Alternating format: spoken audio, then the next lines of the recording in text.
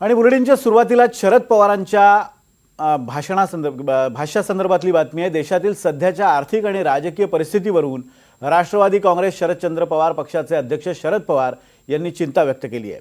देशाच्या अर्थव्यवस्थेवर दूरगामी परिणाम होण्याची शक्यता असल्याचं सांगत त्यांनी पंतप्रधान नरेंद्र मोदी यांना तातडीने सर्वपक्षीय बैठक बोलावण्याची मागणी केली आहे। पंतप्रधानांनी स्वतःच्या अध्यक्षतेखाली सर्वपक्षीय बैठक आयोजित करून सर्व पक्षांच्या नेत्यांना विश्वासात घेणं आवश्यक असल्याचं पवार म्हणाले।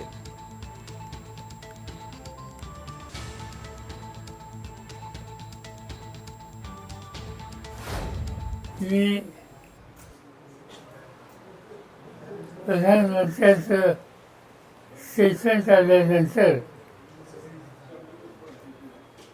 मी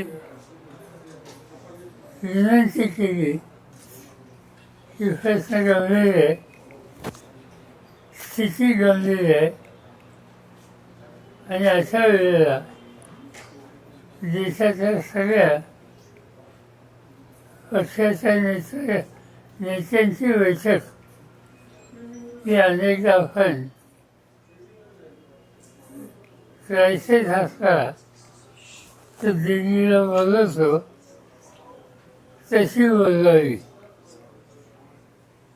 आणि त्याला प्रधानमंत्र्यांनी स्वतः हजर राहावं। पण याच्या आधी गेली 3-4 वर्षात सर्व पक्षीय बैठका त्या झाल्या, पण त्याच्या एकाही बैठकीला प्रधानमंत्री नसते।